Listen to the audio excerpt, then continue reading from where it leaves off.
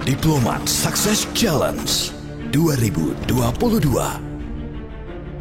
Wujudkan visi bisnismu dan raih hadiah total 2 miliar rupiah.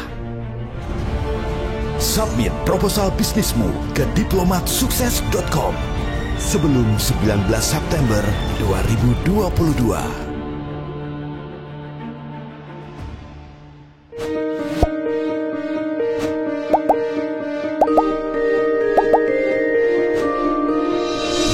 Anda mungkin penasaran ya, saya pun begitu karena satu nih tokoh lagi.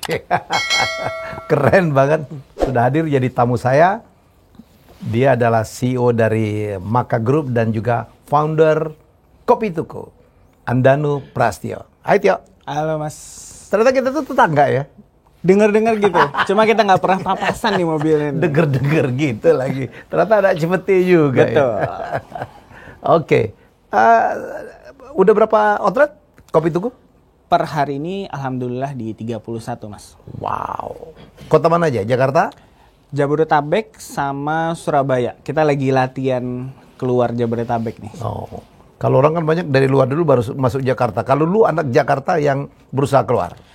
Karena esensinya kan Tuku dari awal, bahkan kita memulai dari kelurahan Cipete Selatan. Cipete Selatan. Kita cuma berharap bisa ningkatin konsumsi di komunitas terkecil kita gitu. Jadi ya kehidupan bertetangganya pelan-pelan baru melebar.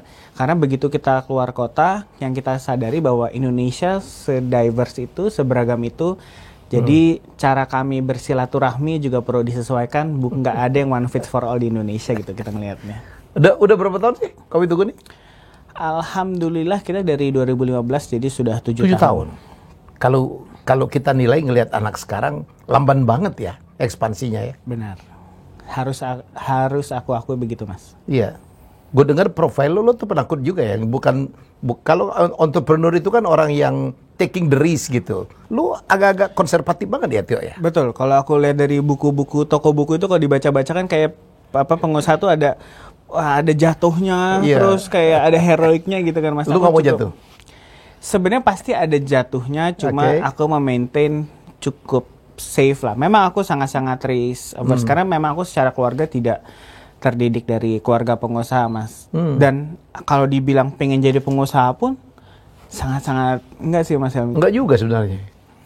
Kebetulan kuliah S1-nya hanya karena satu trayek angkot lah dari rumah gitu. Jadi aku cuma mengamini apa yang dikatakan orang tua untuk jangan cuma jangan menjalani apa yang disukain aja, tapi cobalah sukain apapun yang kita jalani. Ini gue selalu motivasi orang ya, jangan hanya menjalankan apa yang disukai, ya tapi sukailah apa yang dijalankan. Itu dua hal yang berbeda loh. Kalau kita hanya menjalankan apa yang kita sukain aja tuh Tio, gue selalu bilang hidup lo nggak lengkap. Ya, ada orang dari lahir sampai mati itu cuma menjalankan passionnya. Ya segitu-segitu aja. Ilmunya nggak banyak kan. Padahal untuk sukses tuh ilmunya harus banyak. Aku sih ngeliatnya nanti ada sparks yang hilang gitu kan. Kita butuh challenge, kita butuh bertumbuh. Untuk bertumbuh kita butuh trigger gitu kan. Dan yang paling kunci kalau aku sih Mas, kita nggak tahu betul rezeki yang katanya sudah di-set sama Tuhan tuh ada yang di mana. Jadi ya kita wajib mencari. Jadi aku lebih senang kalau teman-teman bisa semuanya menjalani, menyukai apa yang dijalani, karena the idea of menemukan passion itu di sana. Intinya di situ. Menikmati proses itulah buat aku menemukan passion. Ya ada dua aliran memang. Ada orang kerjakanlah sesuai dengan passionmu, tapi ada juga yang aliran gue mau keluar passion. Semacam ada challenge. Dan Tio ada yang kedua ya. Kalau passionnya Tio sendiri apa sih? Kalau boleh nanya. Atau udah nggak ada lagi passionnya? Karena sekarang udah untungnya gede banget. Justru itu Mas. Justru aku merasa dari aku sampai kecil sampai SMA, paling pikiranku maunya jadi atlet dulu. Atlet entah apa? Sepak bola, entah atlet baseball saat itu. Oh iya? Aku berhenti main baseball. Terakhir seleksi PON itu ya udah sekolah bisnis aja karena rasanya nggak bisa ngimbang. PON DKI. Cuma aku baru seleksi, belum sampai masuk. Oke. Seleksinya terlalu berat buat aku. Aku memilih fokus kuliah aja karena di kampusku cukup padat gitu kan Mas. Ikut klub apa dulu? Kalau baseballnya Garuda. Garuda. Oh, cukup keren dong ya. Alhamdulillah. Posisi lo apa? Infielder second base dulu. Wah. Tapi itu pengalamannya sangat menyenangkan gitu, kayak mewakili tim DKI masih umur-umur junior gitu ya. Dan itu rasanya juga meneruskan sampai sekarang gitu. Jadi pengen, kayaknya sih Mas, tadi aku nggak punya passion sampai kuliah. Jadinya bisnis, jadinya ternyata ketemu kopi. Itu juga salah satu ide bisnis yang masih 1, 2, 3 awal kok Mas. Jadi bukan aku senang kopi juga. Jadi ya udah kadung. Mungkin karena aku anaknya mager kali Mas. Jadi anaknya malas. Bukan jadinya, karena posturnya aja mager ya. itu juga pasti, itu juga banget. Jadi ya udah, dari apa yang aku udah pelajarin, aku sudah waktuku sudah banyak di sana, aku terusin saja gitu. Dan salah satu triggernya juga mungkin ada kekangenan untuk bisa dulu jadi pemain timnas, bisa mewakili Indonesia gitu ya, bermakna buat orang tim Indonesia. Tapi nampaknya jalannya Allah tidak ke sana gitu. Jadi aku cari jalan lain dengan memberi manfaat, dengan bermakna di industri kopi ini gitu. Jadi kopi itu bukan pilihan utama juga ya? Sangat bukan. Kamu Bahkan juga bukan pilihan. orang kopi, nggak punya pemahaman tentang kopi juga awalnya ya? Sama sekali nggak. Karena dulu, jadi di kampus aku harus bikin usaha bisnis. Dalam usaha bisnisnya tuh aku ditolak sama dosen. Jadi aku harus melamar ke kelompok lain. Kelompok lainnya aku pilih. Ide bisnismu ditolak? Ditolak. Waktu di Prasmul? Ya. Terus? Masuklah ke kopi grup teman. Aku cuma jadi staff yang disuruh-suruh dari berapa belas anak gitu kan. Ya, tapi dari situ, dari disuruh-disuruh itu lumayan memberikan trigger buat kenapa aku cuma di bawah, kenapa aku bukan jadi ketuanya dan sebagainya gitu. Dan akhirnya terus berjalan sampai sekarang. Lebih kepada tantangan ya? Bener sih Mas. Mungkin kalau bahasa anak gaul biasanya aku berusaha anti mainstream. Tapi atau kalau kita bahasa sekarang, kita pilihlah liga kita, pilihlah mau tanding di mana gitu. Pick your own league. Iya. Pilihlah ligamu sendiri. Gitu. Kalau kita nggak kebayang bisa menang di situ, ya kita cari jalur lah. Mungkin di ide itu kenapa jadinya aku memahami konsep industri kopi seperti apa. Akhirnya aku datanglah dengan konsep tuku yang kemarin dengan harga 18.000, ya harapannya ya ada liga baru yang bisa aku bentuk. Tapi paling tidak liga ini pun berkontribusi juga untuk liga yang lebih besar lagi sebenarnya kan. Karena aku hanya part dari sebuah industri sebenarnya kan. Keren. Gue mau nanya aja, yang 11 temen lu yang nyuruh-nyuruh lu itu sekarang jadi apa ya? Bisnis kopi juga kah? Tidak. Ada yang macam-macam, ada yang tetap profesional dengan posisi yang baik, ada yang anggota dewan, macam-macam. Anggota dewan. Nggak ada jadi pengusaha? Nggak. Tapi salah satu temanku sekarang secara tidak sengaja bertemu lagi. Dulu dia CMO-nya di sana, sekarang jadi VP di Product and Quality di Tuku. Oh, kamu tarik? Jadi kamu balik sekarang nyuruh-nyuruh dia ya? Kita nggak sedivisi, jadi itu nggak disuruh-suruh, tapi yang jelas dulu ya dia di atasku. Tapi ya kalau di dunia kampus itu kan cuma kerja kelompok lah. Kerja kelompok lah. Tapi Tio merasakan nggak ilmu yang didapatkan di kampus tuh menjadi faktor sukses juga nggak di Tuku, atau nggak ada sama sekali? Besar sekali. Besar sekali. Terutama di konteks soft skill sih. Iya. Soft skill. Loh, sekolah justru kadang-kadang mengajarkan hard skill ya. Aku cukup bersyukur dan berbangga dengan alma materku karena kita di beberapa angkatan awal itu kental sekali soft skill-nya di sana. Terlihat sekali bagaimana metodologi yang diubah-ubah karena aku masih angkatan ketiga saat itu. Iya. Dan aku bersyukur karena aku satu gedung dengan teman-teman S2 di Prasmul. Jadi kita punya kakak untuk menjadi benchmark bagaimana kita harus bersikap, bagaimana berpikir gitu. Dan proyek-proyek yang disiapkan kebetulan banyak yang membuat kami harus melakukan kerja kelompok, dikasih sebuah situasi yang tidak menyenangkan. Bahkan yang aku pahamin, misalnya aku punya sahabat satu kampus, aku tidak pernah ketemu sekelompok sama dia karena by setting psikolognya sudah dibikin seperti itu.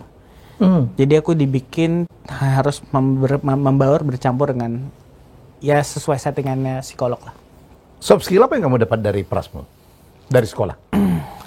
Terutama leadership sih pasti. Leadership. Satu, kedua berpikir dalam kondisi krisis. Berpikir dalam kondisi kritis ya. Oke, terus? Kemudian selebihnya yang berhubungan dengan design thinking sih sebenarnya. Disitulah bagaimana kita menganalisa masalah, bagaimana memberikan solusi dan sebagainya sih. Aku cukup bersyukur di sana. Apa yang akhirnya membuat Tio, bisnis, ini bisnis pertama Tuku ya? Kedua, maaf. Kedua. Yang pertamanya apa? Pertamanya Cafe Toots House. Toots House. Oh, Toots House itu pertamanya. Sebenarnya ada lagi usaha sebelumnya namanya Toots 79, dia adalah distro.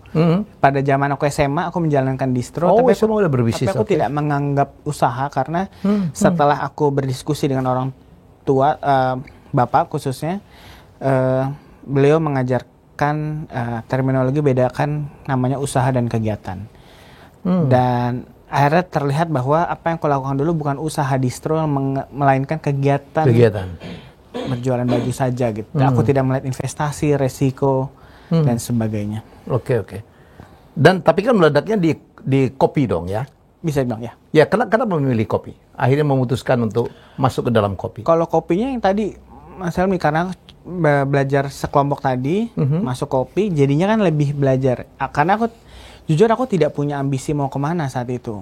Aku hanya menjalani apa yang di depanku. Terpapar kopi lebih banyak, belajar ops-nya, belajar produknya, belajar mesinnya, sampailah terbaca, ngobrol-ngobrol sama pelaku industri kopi yang lain, pemilik, barista gitu, bahwa kopi tuh begini, petani kopinya begini. Tercetuslah ada beberapa masalah yang aku lihat, tercetuslah ada beberapa potensi yang aku lihat.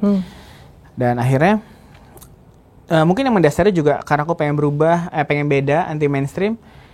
Kayaknya it's a good thing kalau aku bisa start di F&B lebih early dan masuk di kopi. Karena saat itu kita ngeliat mesin espresso aja cukup jarang di beberapa coffee shop, belum semenjamur sekarang kan. Jadi aku melihat itu cukup skill set dan kategori yang cukup jarang. Jadi aku mencoba masuk supaya aku bisa start early dan learning prosesnya lebih baik lah. Kopi Tuku itu kan sebelum toko-toko kopi atau warung kopi menjamur itu kan termasuk pionir ya? Bisa, banyak yang bilang gitu sih Mas. Gitu ya? Waktu angkatan-angkatan Kopi Tuku itu apa aja kalau boleh menyebut merek ya? Kalau sebelum itu ada beberapa scene yang cukup penting buat aku itu pasti kedatangan Starbucks di 2000 awal itu penting. Yes. Kedatangan Anomali dan Bakul Coffee di 2005-2007 untuk mengangkat single origin Indonesia itu penting. 2012-13 kedatangan 115 Monolog Tanah Merah Gianti untuk mengangkat specialty coffee, artisan dan kopi luar negeri. Itu juga penting. Dan baru abis itu di 2015 aku sebagai harapannya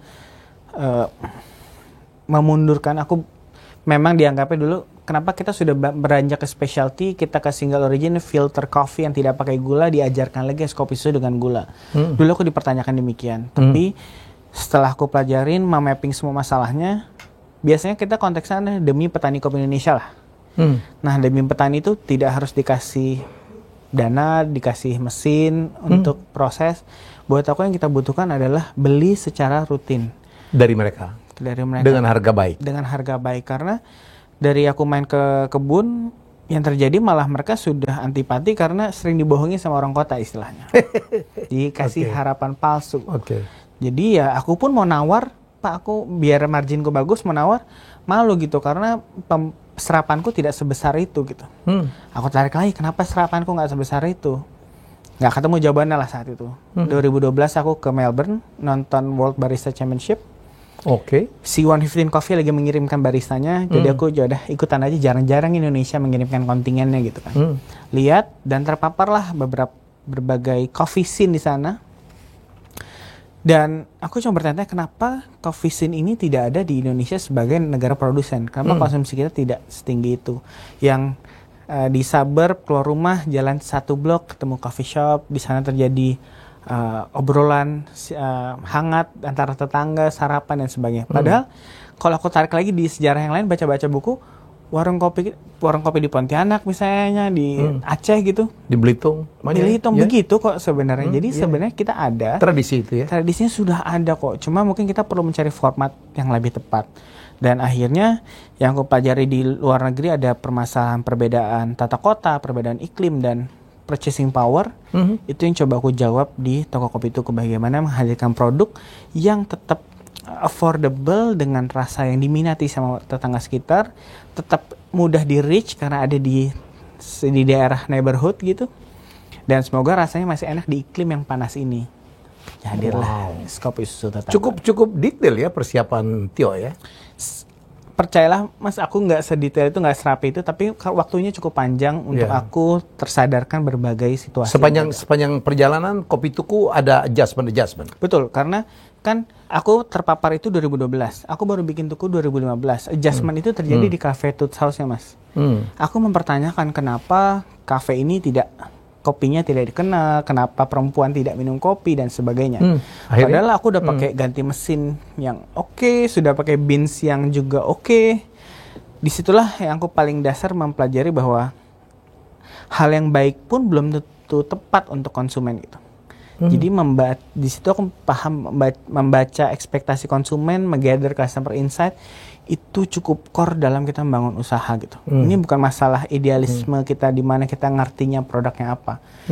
Dan kalau bahasa startup sekarang makanya product market fit itu sepenting itu gitu. Product market fit. Dan yang harus pas dengan benar. Dan yang aku sedang gali gitu dengan beberapa teman-teman UMKM, anak-anak muda yang pengen belajar usaha, makanya aku gather jangan-jangan kita nggak perlu cari tren yang susah-susah gitu. Atau bahkan jangan lihat trennya dulu. Lihat masalah yang lebih dekat, lihat source kalian yang lebih dekat. Jangan-jangan banyak hal baik yang sudah ada di sekitar kalian yang hanya cuma perlu dijahit sedikit saja. Sedikit, dipertemukan ya. Karena jasa Indonesia, makanya aku sangat senang. Menurutku pandemi ini blessing in disguise. Karena efek orang berpikir kepepet itu exist di masa pandemi ini. The power of kepepet. The power of kepepetnya, dan ruang geraknya nggak banyak, nggak perlu ngeliat luar negeri. Kita jadi ngeliat sekitar. Banyak orang tersadarkan ternyata begini aja cukup, ternyata usaha sendiri itu masih bisa dilakukan gitu. Banyak entrepreneur baru kan kemarin. Nah itu yang perlu kita just lihat sekitar, jangan-jangan ada hal-hal nggak perlu kemana-mana ya, nggak perlu jauh-jauh ya. Exactly, dan harusnya Indonesia adalah negara yang paling cepat untuk bangkit karena Allah sudah menyiapkan berbagai source-nya di setiap provinsi. Betul. Sesuai kekuatan masing-masing. Betul. Itulah yang harusnya diolah sama putra daerah atau anak muda yang itu akan jadi perputaran ekonomi di sekitarnya. Which marketnya pun sudah ada sebenarnya. Kita hanya perlu membaca apa yang mereka butuhkan. Sumber banyak ya, penduduk banyak untuk dikasih minum ya. Ya. Saya masih ingat ya, saya kemarin membaca bagaimana dulu George Schultz ya. Ya, begitu dia masuk Starbucks itu kan dulu cuma jual bean. Betul. Jual bean hingga pada satu saat dia berjalan ke Italia. Ternyata di Italia itu orang nongkrong di warung-warung kopi. Menikmati minuman Menikmati minumannya, ngobrol. Kan itunya tuh. Kadang-kadang kopinya menjadi tidak penting ya. Jadi tempatnya itulah yang mendasarin lahirnya Starbucks yang akhirnya menggeser pemilik yang lama. Tio juga belajar hal yang sama. Betul, karena yang bahkan yang aku baca kan di warung kopi tahun-tahun yang lalu itu tempat berkumpulnya kaum pria untuk ngobrol politik, karena nggak bisa ngobrol politik di rumah dengan istri. Ya, istri. Aceh begitu tuh. Mereka bisa dari pagi sampai siang kopinya separuh, itu sebenarnya kopi pancung. Ya. Kopi pancung ya. Tapi yang cerita itu yang aku rasa Mas pengen aku teruskan, aku ajak sama pelaku-pelaku industri kopi sekarang. Dulu tempatnya sudah jadi tempat obrolan politik. Berarti sebenarnya kita masih bisa melanjutkan itu transformasinya. Kalau kami di Tuku yang sedang kami kejar adalah kopi adalah teman dekat dengan ekonomi kreatif, teman dekat untuk suatu hal yang produktif untuk teman anak dekat muda. Untuk suatu hal yang produktif. Jadi aku harap kalau kita ngomong inkubasi atau kita mau promosi, tempat terdekat yang dilakukan adalah coffee shop. Warung kopi. Warung kopi. Itu konsepnya kopi tuh. Harapannya gitu. Harapannya. Emang jadi, belum dapat. Udah hampir dong. Hampir, tapi masalahnya bukan masalah harus Tuku yang demikian, Mas. Kita cuma pengen kita menjalankan format itu. Habis itu brand lain pun silakan mentransformasi. Karena yang kita perlu cari, kalau bahasa kami di Kopi Tuku dan Kopi Beragam sebagai satu sister company, kami ingin sekali meredefinisi kembali apa itu kopi Indonesia. Karena so far aku belum menemukan jawaban yang mana rasa kopi Indonesia yang mana, cara minum yang mana, budaya. Tapi memang susah dijawabnya karena budayanya terlalu beragam juga. Terlalu beragam. Berarti kan itu yang harus kita eskalasi, kita pecah-pecahkan. Jadi kalau aku pengen, kalau kita bisa ngomong pariwisata, ini aku sering ulang-ulang ngomongin ini. Kalau kita di New Zealand aja bisa road trip, kalau kita road trip dari Aceh sampai nanti ke Papua, nanti nyebrang kapal dan sebagainya, itu seru banget. Ya. Kalau kita ke warung kopi, kita bisa mendapatkan cerita dari daerah tersebut. Ya. Jadi Tio, waktu saya di TVRI, saya membuat jelajah kopi ya. Dan wah, itu yang mengantar kejayaan TVRI, karena untuk pertama kali TVRI di zaman saya menang untuk dokumenter. Ya. Wah, ceritanya masih simpel banget. Jadi tim saya pergi ke Gayo, pergi ke Wairebo, pergi kemana, bercerita bahwa Indonesia tuh kaya banget, dan di setiap daerah, setiap origin itu punya cerita yang berbeda-beda, rasa berbeda-beda, cara menanam pun beda-beda. Betul. Dahsyat menurut saya. Ya, jadi itu jelajah kopi. Jadi saya percaya. Tapi ngomong-ngomong, kopi tuku pakai origin dari mana ya? Kita cukup beragam juga sih, Mas. Beragam juga, oke. Karena kita tahu kami menggunakan 100% Arabica. Biasanya kami dianggap es kopi susu yang dicampur dengan Robusta. Kami sudah pernah mencoba dengan Robusta, tapi kami percaya yang enak buat di lambung dan cocok sama tetangga tuku Cipete saat itu adalah full Arabica. Saat itu dulu kami pakainya Aceh, Flores, Jawa Barat. Tapi kalau sekarang ada Jawa Timur, ada Bali, ada pernah Toraja juga, ada Solok gitu. Tapi pada intinya kami tidak mengunci di satu daerah, karena kami hanya ingin menjadi lokomotif untuk industri ini. Jadi selama kami bisa memformulakan, karena kami roasting sendiri, kami bisa blend sendiri, kami bisa mengatur sedemikian rupa komposisi yang paling pas buat. Oh, di blend ya? Bukan single origin lagi airnya? Belum, karena untuk stabilitas itu kami butuh metode blend ini. Karena kayak sekarang ini cukup kritis sekali buat pelaku industri kopi, pasti berasa semua harga kopi lagi naik, produktivitas menurun karena iklim. Oh iya? Jadi penting sekali sekarang aku kalau bisa ngajak teman-teman semua yang mau masuk industri kopi, tolong jangan lihat yang di hilir saja. Kita butuh sekali anak-anak muda untuk masuk ke hulu. Kita butuh banyak inovasi. Kita butuh banyak bantu nanam, mendorong petani untuk nanam maksudnya. Betul. Karena memperbaikin quality juga itu ya. Betul. Karena sesimpel misalnya petaniku di Takengon, anaknya tidak mau meneruskan jadi petani karena mau jadi PNS. Pasti simpelnya cuma gara-gara lebih jelas aku jadi PNS daripada dapat bulanan ya. Dapat bulanan. Berarti kan kita perlu membuat itu menjadi informasi yang lebih clear bahwa jelas kok ini sebenarnya value chain-nya gitu.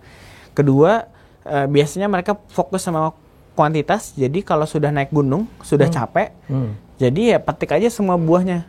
Sudah matang belum matang dipetik. Nah kalau kita udah petik yang merahnya saja yang sudah matang, mereka jadi bolak-balik. Nah di situ yang rasanya juga. Tapi kalau dipetik yang berantakan, tunasnya itu rusak. Jadi produktivitas di panen selanjutnya akan menurun. Jadi bukan karena harusnya kita panennya kita bisa lebih baik lagi. Tapi baik lagi mungkin tidak ada yang menjahit tujuan besar industri kopi Indonesia ini seperti apa. Di hilir maunya kayak apa, makanya di hulu menanamnya seperti apa. Makanya aku mengajak dan aku mencoba bergabung ke asosiasi kopi, ngobrol dengan para regulator, ya harapannya bisa menyambungkan ini gitu sebenarnya. Oke, luar biasa. Tio, yang ide kopi dipakai gula aren tuh dari Tuku juga? Atau termasuk yang pionir? Sebenarnya jujur aku pun ya bikin sendiri saat itu karena nemu tukang cendol deket Cepete saat itu. Tapi kalau dibilang dulu di awalku mungkin ada apa enggak? Mungkin ada, tapi mungkin berkembang besarnya pas zamannya Tuku sih, Mas. Sekarang tren di mana-mana ya kopi gula aren. Alhamdulillah. Saya pernah tahu sekarang saya punya mitra banyak sekali di Korea dan sekarang orang Korea tuh lagi gila kopi. Betul. Padahal dulu bangsa Korea itu bukan bangsa peminum kopi.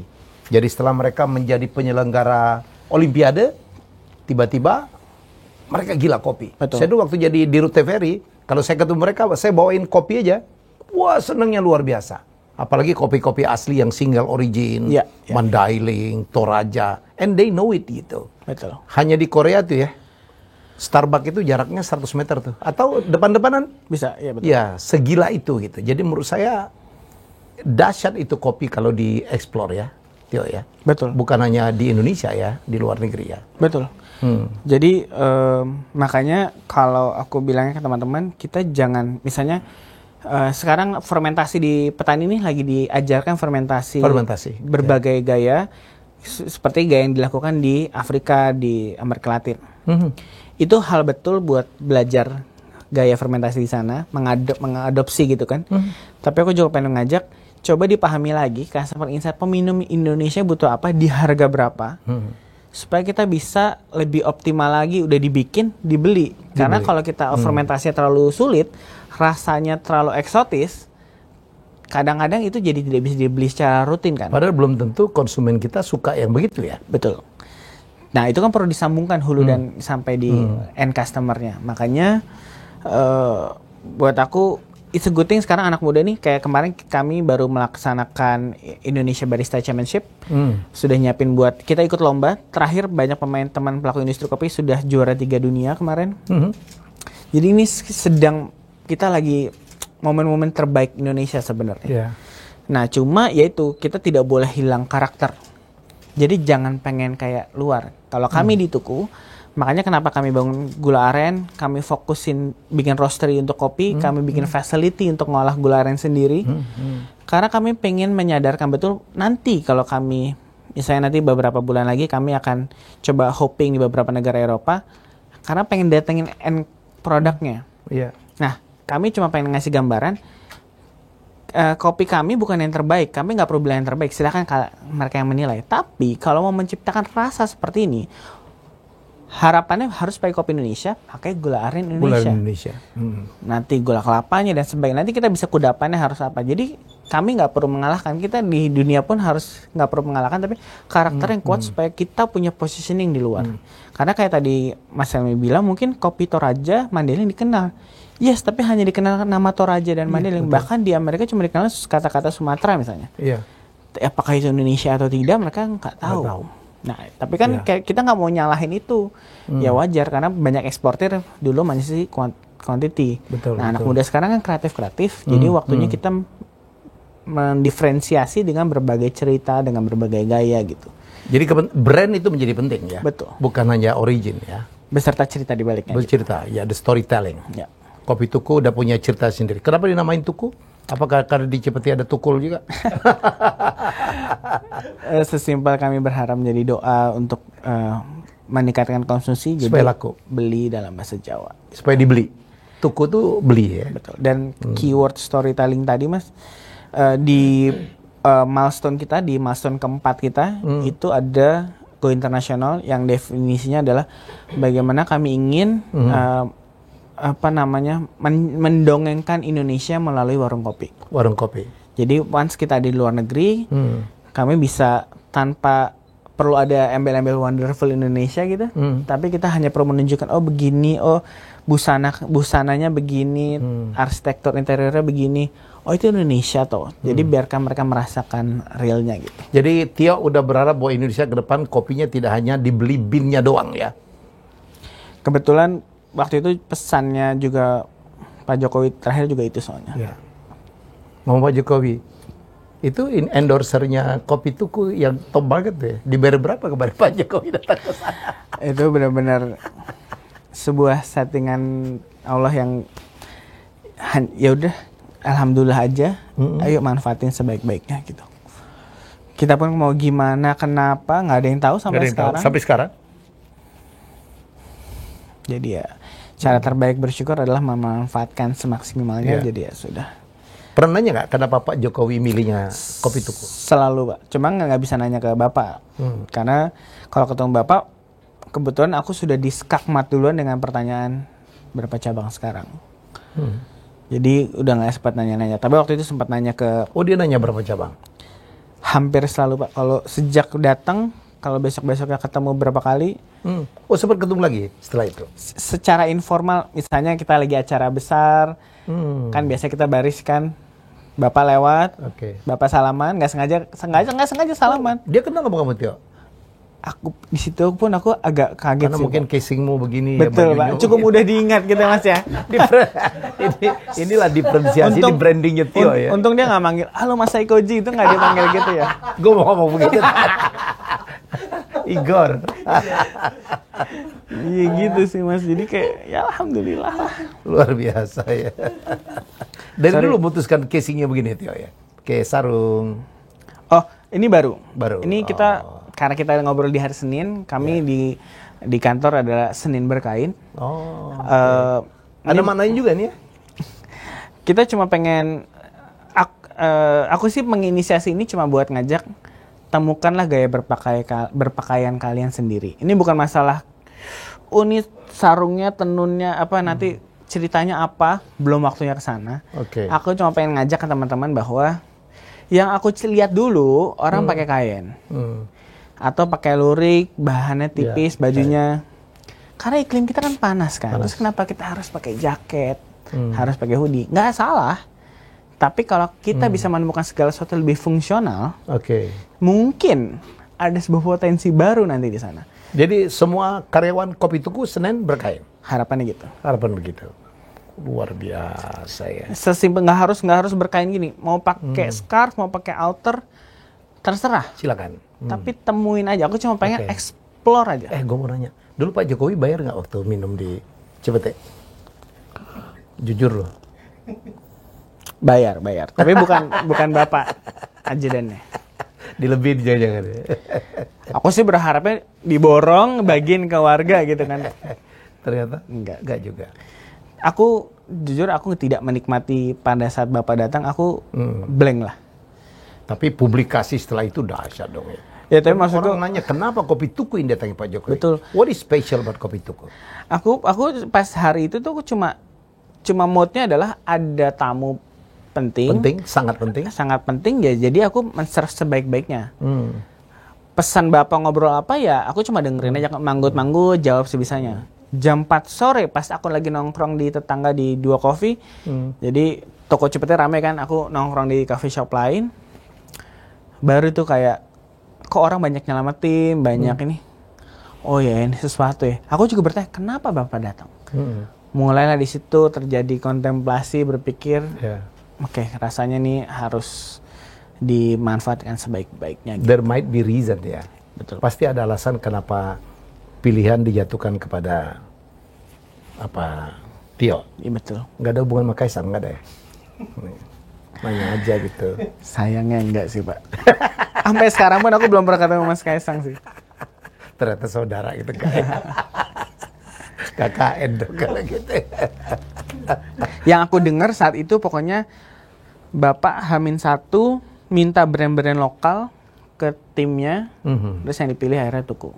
Jangan-jangan karena unik ya, pada saat orang pakai nama kebarat-baratan, apa kafe, ini ada satu kopi namanya Tuku. Lokal banget, tradisional banget, dan Jawa banget. Konsiderasi itu aku tidak bisa memastikan Mas, tapi Bapak yang jelas saat itu sampai sekarang jadi kental sekali bagaimana tolong brand lokal ini dimanfaatkan momentumnya. Karena aku ketemu itu kan 2017, kalau nggak salah masih bulan Juli. Bulan Oktober aku ketemu lagi, Bapak ngundang beberapa pelaku industri kopi ke istana. Aku pun saat itu juga baru datangnya terlambat, jadi aku udah terburu-buru. Sudah dengar pidatonya pun Bapak ada spesifik tentang Tuku, mempertanyakan kenapa cabangnya belum bertambah banyak, ada masalah apa, kenapa membiarkan tamu ngantri nguler, ayo dimanfaatin momentumnya, ayo segera keluar negeri. Itu di depan, buat aku merasa tertekan karena itu dilakukan pidato di depan senior industri kopiku gitu Pak. Ya Mas, jadi ya, tapi yang aku amini bahwa Bapak di speech ini spesial sekali membahas Tuku kembali. Berarti betul aku terlalu lambat. Pasti ada alasan Ada kenapa pesan. Tuku yang dipilih. Kalau dugaan saya karena unik ya. Unik, ada gula aren, kemudian ada menggunakan nama yang very tradisional. Karena ini adalah masalah branding. Makanya sekarang kalau ditanya Tuku jadinya Mas Tio jadi mau Tukunya pengen dibawa kemana gitu. Aku tidak berani ngomong lagi atas nama Andanu sebagai founder. Justru aku tanya balik, aku ajak timku kembali memappingkan Indonesia situasinya seperti apa, butuhnya seperti apa. Jadi disitulah nanti Tuku akan berjalan. Makanya Tuku selalu mengarah ke arah yang lebih luas demi orang ingat kopi, ingat Indonesia, kopi Indonesia, ingat toko kopi Tuku dan kopi beragam.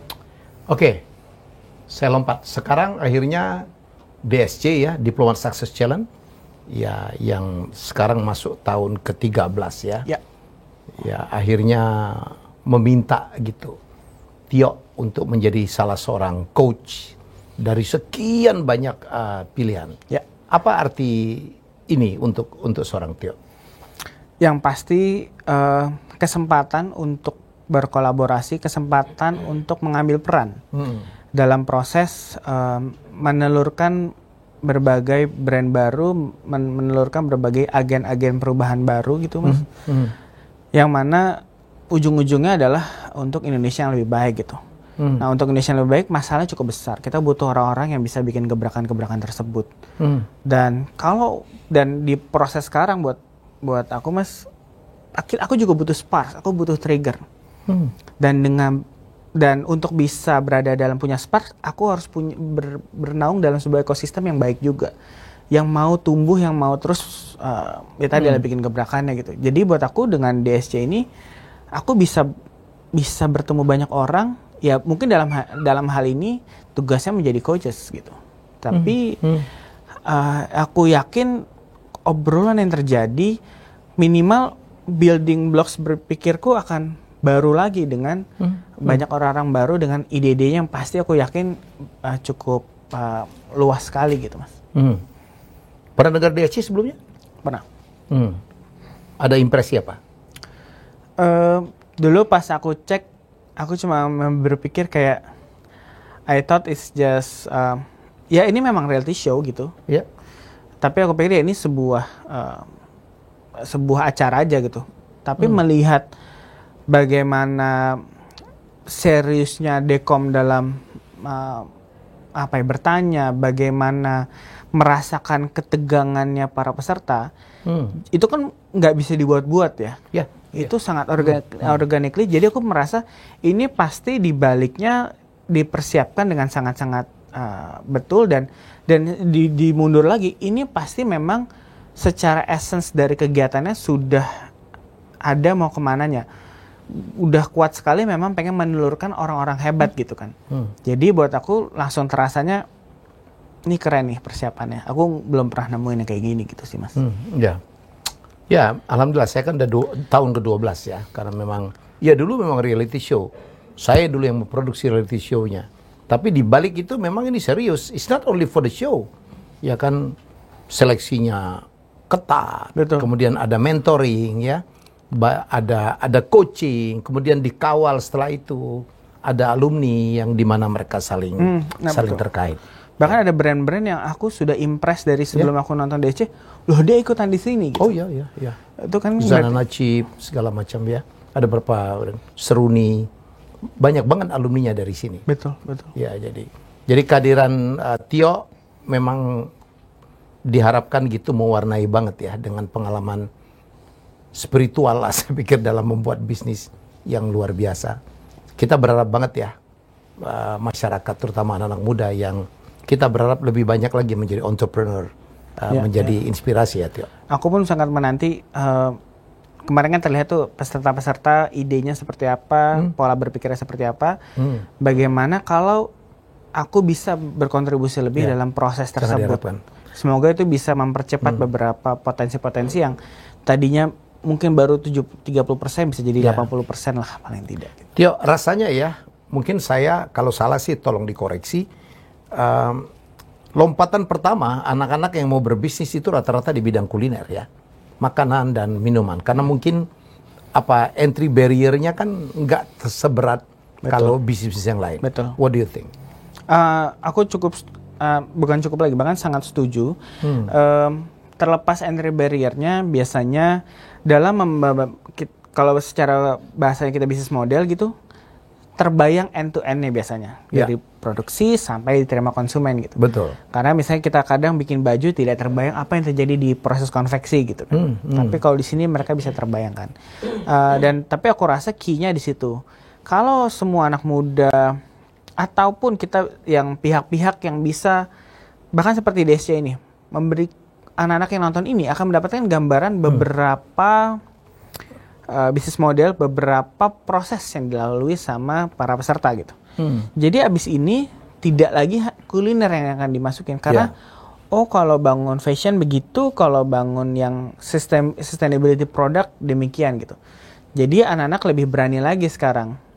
I think it's a good thing kemarin memang kuliner menjadi lebih diminati gitu karena lebih sedikit terbayang. Tapi aku cukup yakin Mas Helmi dengan adanya DSC akan variasinya akan lebih bertambah sih. Aku cukup yakin sekali. Apalagi sekarang orang lebih mengenal IP, orang lebih mengenal sustainability gitu.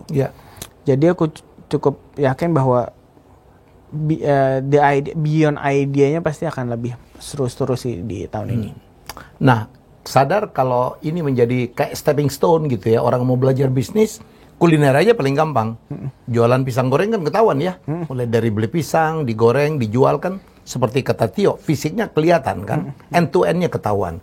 Artinya kan persaingannya menjadi keras banget ya Tio. Nah, Tio pelaku industri kuliner. Apa yang bisa Tio sharing ya? Pada dasarnya itu tidak terhindarkan. Secara pasar, misalnya di kopi, aku cukup yakin bahwa aku butuh industri kopi ini jadi pasar persaingan sempurna dulu. Terjadilah adu cost leadership di sana secara strategi gitu. Tapi kita tahu betul abis cost leadership akan muncullah brand-brand baru yang melakukan strategi differentiation gitu. Nah jadi ya nggak apa-apa orang tumbuh banyak. Toh itu part dari dinamika sebuah usaha gitu. Yang penting teman-teman tahu strategi yang diambil itu untuk menjadi bedanya seperti apa, mereka paham gitu. Diferensiasi menjadi penting. Kalaupun kita banyak tapi kita terlihat beda di sana, kita tahu untuk produk kopi yang diminati yang kerasa kayak gini adanya di tuku. Itu akan menjadi lebih baik. Nah, tapi yang aku juga pengen highlight di sini Mas, kita sedang menggadang-gadang bagaimana entrepreneurship kewirausahaan Indonesia itu bertumbuh lebih besar lagi. Nah, harapannya seperti di industri kopi, aku misalnya dulu pernah dibilang kenapa sih tuku kalau lagi event, aku lagi jadi pembicara gitu, memaparkan resep es kopi susu tetangga. Itu aku cuma pertama aku yakin tidak sesimpel resep dibuka, abis itu mereka akan pindah customerku. Total product tuh experience-nya ada banyak, tapi yang juga harus dipahamin proses kita bisa membesarkan pangsa pasar soalnya. Kuehnya yang kalau banyak pelaku pemain, banyak diferensiasi baru, akan banyak muncul kebutuhan-kebutuhan baru. Akhirnya market size semakin besar. Itulah yang kita cari. Dengan market size semakin besar pun akan memperkuat juga kemungkinan untuk kita bisa kuat juga di mata internasional. Sebenarnya sih gitu, Mas. Rezeki nggak bakal ketukar juga ya? Insya Allah. Makin banyak supplier, makin banyak juga yang demand-nya yang akan terbentuk ya Tio ya. Yang penting para pelakunya tidak asal meniru yang akhirnya market menjadi bosan gitu. Jadi bosan dia. Saturated. Ya. Impian Tio atau Kopi Tuku selanjutnya apa Tio? Katanya tadi level 4 atau apa mau go internasional? Ya. Sudah ada ke sana? Kita masih di level 2 Mas. Masih level 2. Jadi level pertama ningkatin konsumsi, level keduanya memperbaiki apresiasi. Besar, masih banyak sekali gap-gap informasi tentang rasa kopi Indonesia, pengetahuan kopi Indonesia yang belum merata, sehingga membuat asymmetric information tersebut membuat yang mana nih kopi yang layak di harga 20.000, yang layak di 40.000. Kami tidak ingin terjadi kotak-kotakan benar salah di sana. Market kopi punya kategori kapan kopi instan, kapan kopi yang Starling, kapan di warkop, kapan ke tuku, kapan ke chain luar negeri, kapan ke artisan gitu. Itu penting sekali ada karena untuk menentukan ekspektasi. Di saat apresiasinya lebih baik, kami harap setiap kategori tersebut punya marketnya sendiri-sendiri akhirnya. Tidak terjadi kanibalisme lah. Setelah itu baru kita memperkuat ekosistem.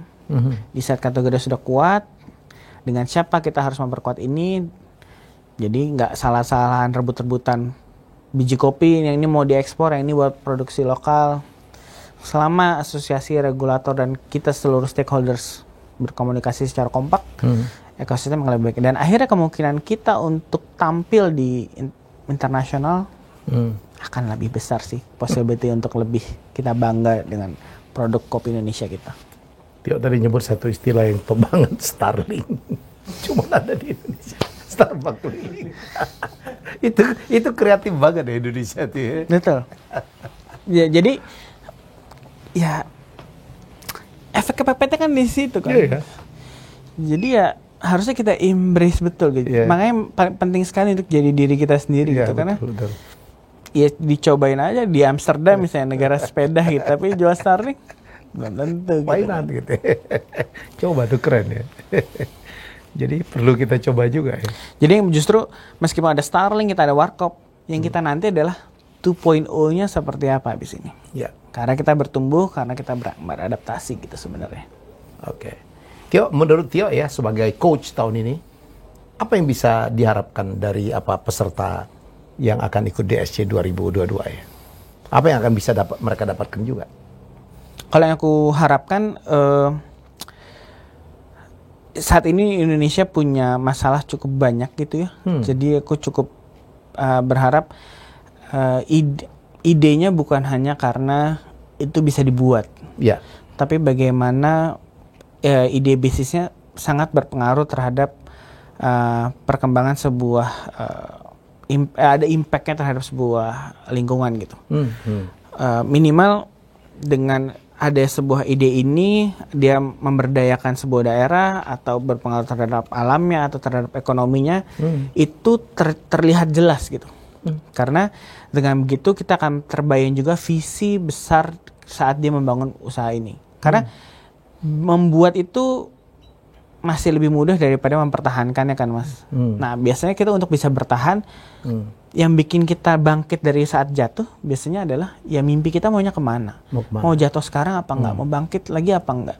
Nah kalau aku berharapnya teman-teman DSC bisa mendalami betul dan tidak menjalani ini hanya sekedar sebagai sebuah event semata, tapi buktikanlah betul-betul validasi. Bahkan proses yang penting ini bukan menangnya, bukan mendapatkan hibah dananya, tapi bagaimana kita menjalani proses di tengah itu, berdiskusi bersamanya, dan disitulah yang harus mereka harapkan.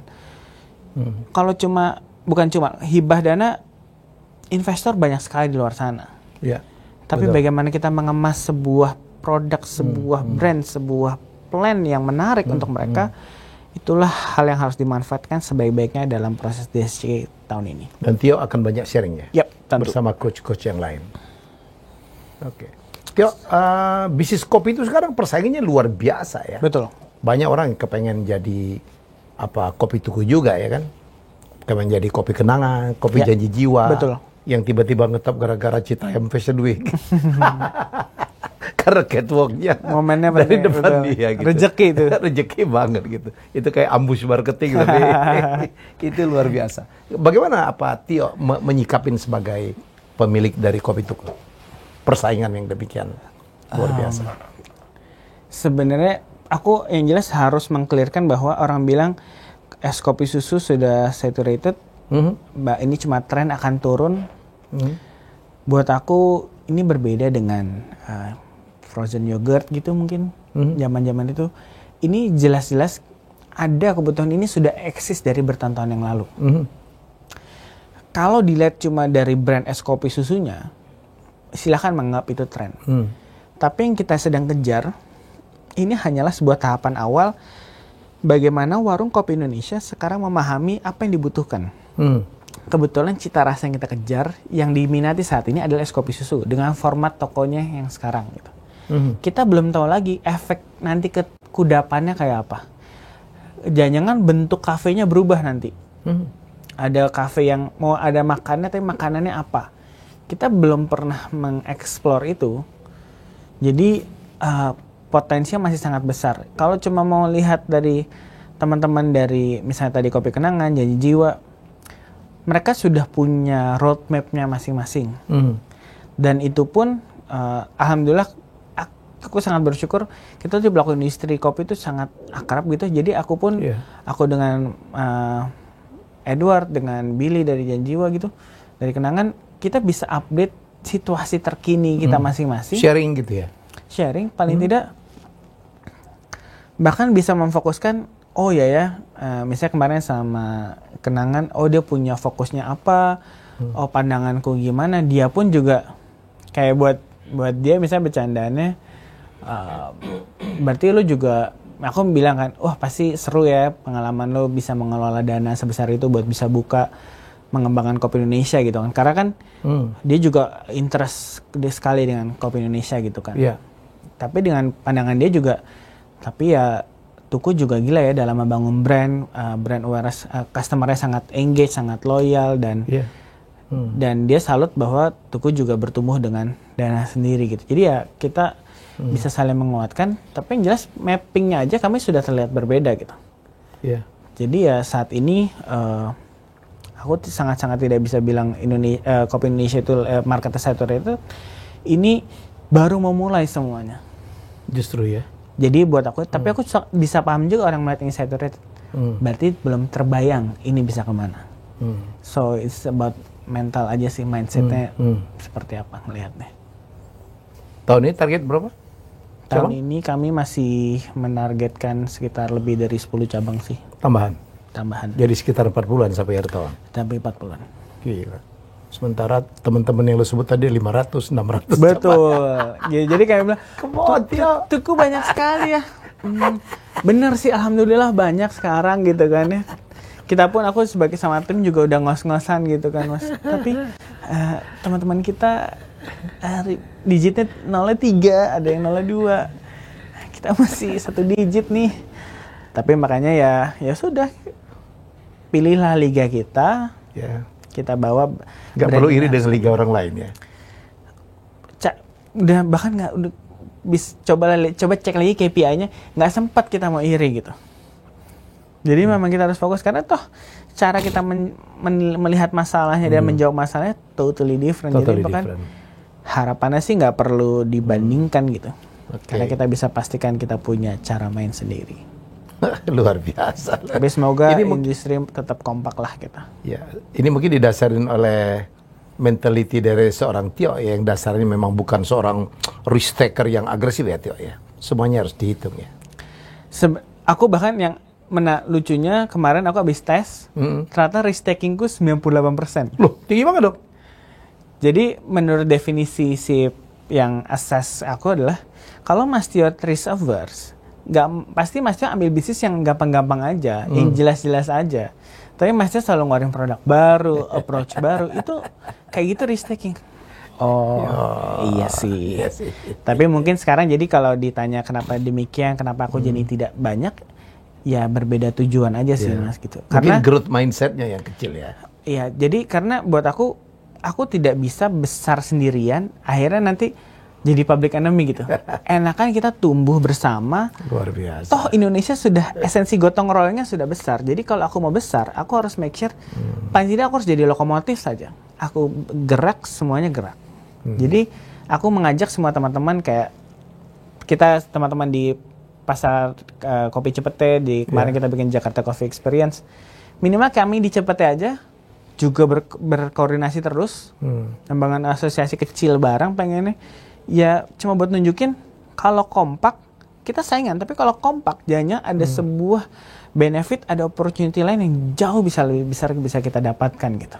So ya kalau mau kecil, mau cepat ya jalan sendiri, mau besar ya jalan bareng-bareng. Emang di Cepetnya ada berapa player sih kopi? Tio? Terakhir mencoba bikin peta sih 40 lebih ada. Oh iya? Itu udah tahun lalu. Sekarang sih Jalan Abdul Majid aja ada berapa coffee shop baru buka tuh? betul. Iya. Jadi, nah yang sekarang harus kita ajak adalah bagaimana banyak, tapi jangan sampai karakternya tidak terlihat satu sama lain. Makanya kita di teman-teman Cipete terus membangun, mau cari event bareng supaya bikin orang muter. Bahkan kemarin kita pitch-nya kita cuma pengen dari Jakarta, Cipete sampai Abdul Majid itu sudah satu kotak. Itu harus jadi distrik satu putaran peta yang menarik. Jadi berharapnya nanti ruko-ruko Fatmawatinya yang kemarin sempat mati Ya. karena pembangunan, kita juga ngajak MRT misalnya atau di Spar Jakarta, cobalah make sure rooftopnya daerah Fatmawati itu hidup. Bayangkan kalau MRT lewat, terjadilah hingar-bingar Fatmawati lifestyle-nya hidup gitu. Dan itu akhirnya orang mau jalan kaki dari MRT Cipete ke MRT Haji Nawawi karena mereka menemukan berbagai. Dan itu dia bisa satu putaran. Keren. Oke, Tio. Oke, untuk teman-teman yang mau ikut ya di DSC 2022, silakan daftar di www.diplomatsuccess.com. Ya, pendaftaran dari sekarang, dari kemarin-kemarin, dan tutupnya 19 September. Manfaatkan. Jadi akan dapat hibah, akan dimentorin, ketemu coach ya, ketemu kami Dewan Komisioner, ketemu alumni-alumni yang mungkin bisa saling support, apalagi gitu ya. Jadi menurut saya ini kesempatan yang sangat luar biasa dan tidak dipungut bayaran sama sekali. Oke Tio, mungkin ada closing statement atau ada ajakan kepada teman-teman, silakan. Teman-teman semua, seperti yang disampaikan sama Mas Helmi, kita masih punya waktu sampai 19 September. Aku percaya banyak sekali ide bisnis dan banyak sekali teman-teman di luar sana yang kemarin selama pandemi hasratnya ini banyak yang tertunda nih karena banyak di rumah. Tapi aku yakin banyak ide yang sudah tercatat dan siap untuk dikeluarkan. Ini adalah momen terbaik. Tadi tidak dipungut bayaran, tapi bisa divalidasi, ketemu dengan para mentor dan para coaches dan Dewan Komisioner yang akhirnya itu bisa jangan habis ini sesuatu yang tadinya ragu bisa atau enggak, ini saatnya aku rasa. Jadi pastikan ide kalian disiapkan sebaik mungkin, pastikan idenya sedalam itu dan sejauh itu. Jadi aku menunggu teman-teman di 19 September terakhir untuk bisa kita bikin gebrakan bareng-bareng. Oke, see you ya. Terima kasih Tio. Saya doakan semoga sukses. Terima kasih Mas Helmi. Kapan-kapan gue mampir dekat rumah gue. Mari. Ya. Haus banget nih. Haus merek yang lain kan. Ada juga di Cipete. Ada juga di Cipete, semua ada ya. Ya, kita akan jumpa lagi dengan tamu hebat saya selanjutnya. Bye bye, sukses. Terima kasih sudah menonton Helmi Bicara. Jangan lupa untuk like, komen, share dan subscribe.